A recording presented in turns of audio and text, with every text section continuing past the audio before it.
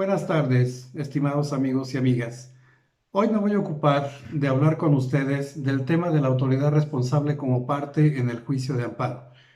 En este caso, el artículo quinto de la ley reglamentaria, en su fracción segunda, es el que se encarga de determinar o tener una noción aproximada de qué ente es el que puede ser autoridad responsable para los efectos del amparo. En este caso, el precepto ya mencionado nos dice que con independencia de su naturaleza formal, autoridad responsable es la que dicta, ordena, ejecuta o trata de ejecutar algún acto, incluyendo aquí las omisiones, que van a tener por objeto la creación, modificación o extinción de situaciones jurídicas de una manera unilateral y obligatoria. De aquí podemos desprender entonces que vamos a identificar a la autoridad responsable cuando actúa con imperio. Esto es cuando actúa en un plano de supra o subordinación con un particular. Ahí el dato, bueno, pues puede ser muy concreto y de aquí podemos desprender inclusive aquellas nociones tradicionales para poder identificar a una autoridad ordenadora y a una autoridad a la que le vamos a dar el carácter de ejecutora.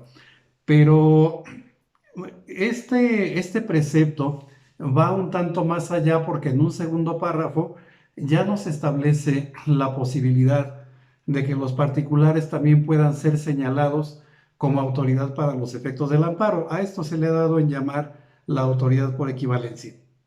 Sin embargo, aquí es muy pertinente hacer algunas puntualizaciones y estas puntualizaciones tienen que ver mucho con lo siguiente. No cualquier particular puede ser señalado como autoridad para los efectos del amparo, porque si se trata de incumplimiento de contratos, de invasión de tierras, de sucesiones, etcétera, cualquier conflicto entre particulares, para eso están los tribunales ordinarios.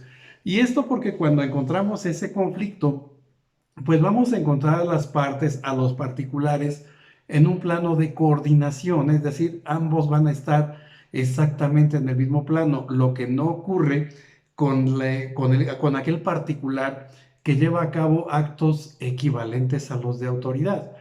En este caso, nuestro particular o el particular que puede ser señalado como autoridad responsable para los efectos del amparo es aquel que se coloca justamente también en un plano de supra a subordinación con el particular. Esto es, la ley de amparo en la porción que ya comenté establece, al menos me parece a mí, dos condicionantes o dos elementos esenciales que se deben observar para poder identificar a un particular para los efectos ya mencionados. Esto es, en primer lugar, en primerísimo lugar, que actúen como autoridad, que lleven a cabo actos equivalentes a los de una autoridad. Y aquí al decir que lleven actos equivalentes a los de alguna autoridad, me quiero ubicar también en determinar cuáles son las funciones eventuales que un particular podría llevar a cabo. Y en este caso, pues yo me encuentro únicamente con dos funciones que podría desarrollar un particular de acuerdo a nuestro orden legal. En primer lugar, actos administrativos. En segundo lugar, actos también de naturaleza jurisdiccional. Esto porque hasta el día de hoy, al parecer, no existe alguna norma que le permita a un particular llevar a cabo actos que le atañen a la legislatura, ya sea federal, ya sea local. En este sentido, el particular va a actuar en el ejercicio de una función pública, en el ejercicio de una función oficial que normalmente le está encomendada al Estado, pero que por cualquier cuestión la delega. Y en este caso, yo me quiero referir particularmente a los actos de orden jurisdiccional, en donde vamos a tener la figura de un sujeto que en algunas ocasiones lleva actos como si fuera un juez, pero que no lo es. Esto es, se trata de un particular. Es una persona, es un profesional del derecho a quien las partes le someten la decisión de alguna controversia que pudieran tener. El árbitro entonces va a llevar a cabo pues esta función que normalmente le atañe a un juez. Ahí tenemos entonces un primer elemento, acto equivalente al de una autoridad. La segunda condición para poder determinar que un particular puede ser señalado con este carácter es que su función, esto es muy bien importante, su función esté prevista en una norma de carácter general, porque eso es lo que establece como una condición la ley de amparo. No habla de una norma constitucional, y eso también es muy importante. Habla de una norma de carácter general, y entonces, volviendo al tema de que me quiero referir del árbitro, y que aquí podríamos encuadrar inclusive algunos otros particulares para poder llevar a cabo un examen y determinar si se cumple con esta condición o no. Regreso al tema. Nuestro árbitro lleva a cabo actos equivalentes a los de autoridad, sí, porque desarrolla un proceso de naturaleza jurisdiccional. Segunda condición, ¿su actuación se encuentra prevista en una norma de carácter general? Por supuesto que sí, porque si nosotros revisamos nuestros códigos civiles y nuestros códigos de procedimientos, vamos a encontrar que por una parte, en el Código Civil, en el lado de los contratos, pues vamos a encontrar el contrato de arbitraje y ahí nos vamos a ceñir a lo que establezca esta norma sustantiva. ¿Cuándo se puede pactar un arbitraje? ¿Bajo qué condiciones? Y eventualmente qué es lo que se pudiera someter a un arbitraje y cuáles son los derechos que pues no pueden ser materia de esta clase de proceso. Y por el otro lado, vamos a tener también una norma procesal que nos va a indicar de qué manera se va a desarrollar este juicio arbitral. El árbitro no puede proponer un proceso, no puede él diseñar un proceso para seguirlo como él quiera. Necesariamente debe sujetarse a ciertas normas. Entonces, en este sentido, llevando a cabo un examen de algunos eh, artículos que he leído sobre el tema y de algunas tesis, bueno, pues yo puedo apreciar que, bueno, parece ser que la ley de amparo nos está dando una herramienta muy importante, muy, muy buena, para poder combatir aquellos actos en donde un particular no está en un plano de coordinación con el otro particular, sino que se encuentra en un plano superior porque está llevando a cabo un acto equivalente al de autoridad. Además de que está llevando a cabo un acto equivalente al de autoridad, su actuación está prevista en una norma de carácter general y, perdonen, finalmente, también con su actuación tiene esa posibilidad de crear, modificar o extinguir estas situaciones jurídicas de una manera unilateral y obligatoria. Pero bueno, todo esto, ¿por qué se los comento? Yo me quiero referir en lo especial a una tesis aislada de la 10ª época para poder estar en aptitud de contrastar un poquito lo que les he comentado hasta este momento. Esta tesis a la que me refiero tiene un registro digital 201-8229, es de un tribunal colegiado de circuito, del primer circuito, no quisiera sacarla de contexto, entonces para no sacarla de contexto, me voy a permitir darle lectura y una vez que haya concluido, la voy a ir analizando parte por parte. Perdonen. En primer lugar, el rubro dice árbitros y secretaria de acuerdos designados en el procedimiento arbitral no son autoridades para efectos del juicio de amparo. Leo el texto. La Suprema Corte de Justicia de la Nación ha definido al arbitraje como un medio jurídico para resolver litigios basado en la voluntad de las partes que eligen a particulares a quienes les confían la toma de una decisión obligatoria, con lo que persiguen obtener rapidez, economía e imparcialidad, por lo que sustituye a la jurisdicción civil del Estado. Aquí ya tenemos un elemento importante, pero en la medida que los sujetos obligados acuden a él para evitar un procedimiento jurisdiccional que podría resultar más lento y costoso.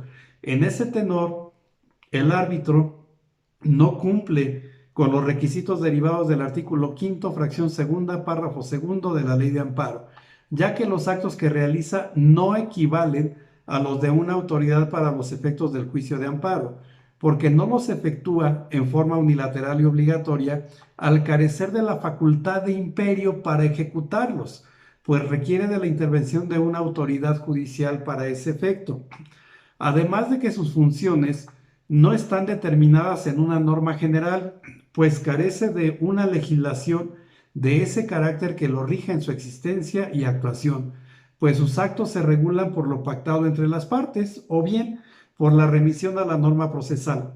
Por otra parte, a la secretaria de acuerdos designada en el procedimiento arbitral tampoco le resulta el carácter de autoridad, pues aun cuando realice actos de notificación, su actuación se efectúa dentro del procedimiento arbitral y al amparo del procedimiento que realiza el árbitro, motivo por el cual sus actos revisten el mismo carácter que los de este. En cuanto al tema de la secretaria de acuerdos, coincido. Ni la secretaria de acuerdos designada en un pacto arbitral, ni siquiera la secretaria o secretario de acuerdos de un juzgado, tienen esa posibilidad de tomar decisiones y por lo tanto encuadrarse en el supuesto de ser una autoridad responsable. Sin embargo, a mí me parece que esta tesis, va en contra de las herramientas que nos da la Ley de Amparo y vives por lo siguiente. La primera parte, bueno, pues ya nos dice qué es lo que la Suprema Corte de Justicia de la Nación ha determinado para establecer cuándo estamos en presencia de un arbitraje.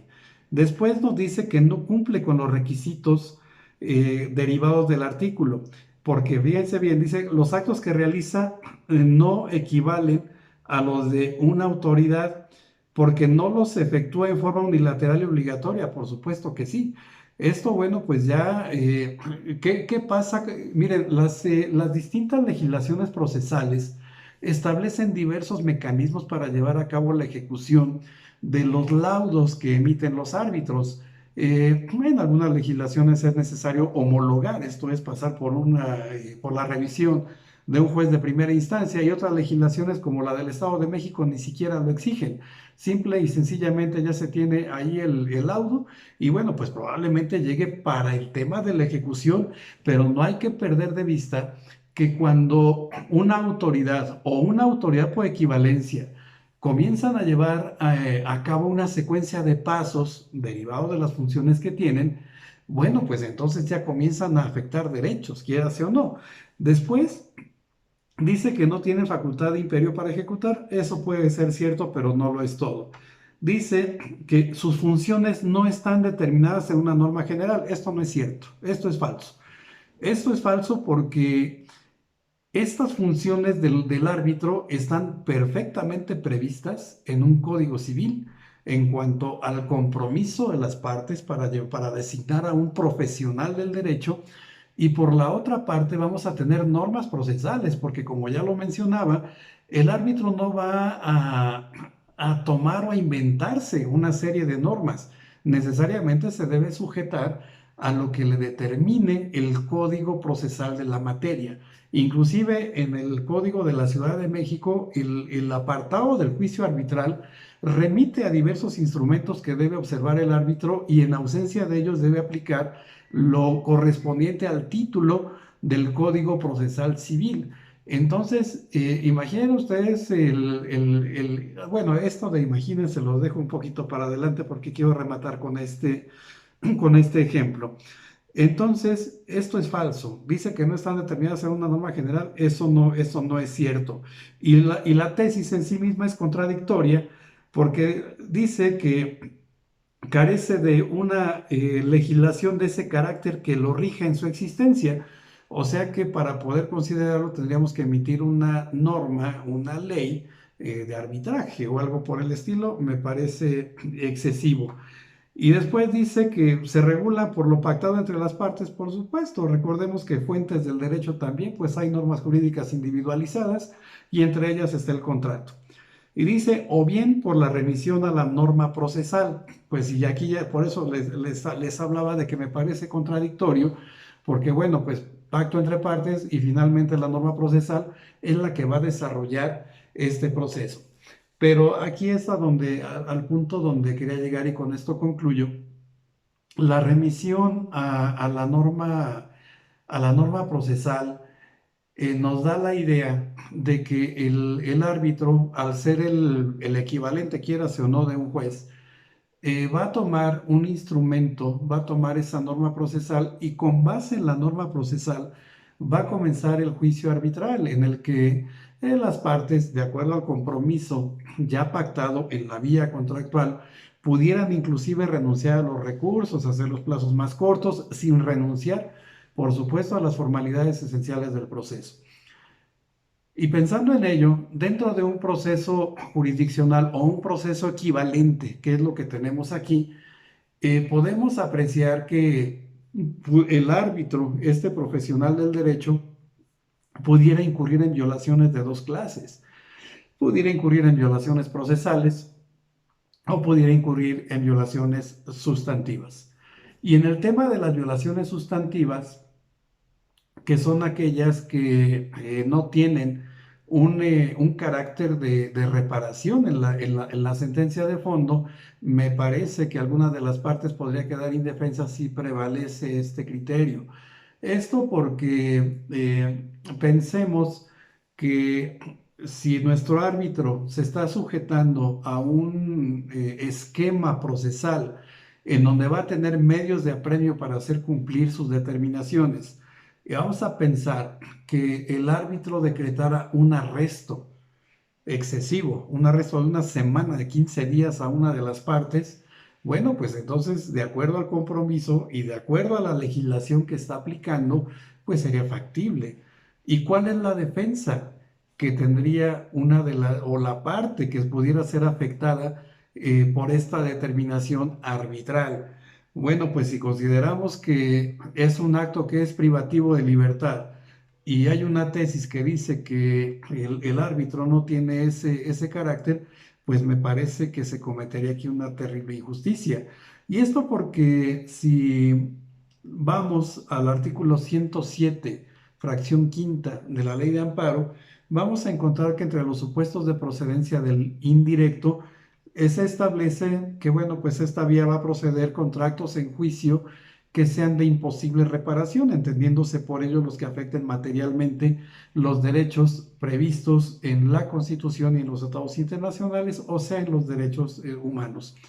Entonces, aquí, pues este tema yo lo dejo a la reflexión, no sin antes insistir que la ley de amparo es bondadosa en este aspecto. A mí me parece que es una de las mejores herramientas que nos ha dado para poder combatir actos de aquellos particulares que no están en un plano de coordinación, sino que están en un plano de supra a subordinación, considerar que el árbitro sí lleva a cabo actos equivalentes a los de autoridad, considerar que el árbitro sí puede dictar, ejecutar o tratar de hacerlo u omitir inclusive, y con base en ello crear, modificar o extinguir esas situaciones jurídicas. Y finalmente, insisto, esta actividad, el desahogo de este proceso arbitral, sí está previsto en una norma de carácter general. Por el momento es todo. Les envío saludos.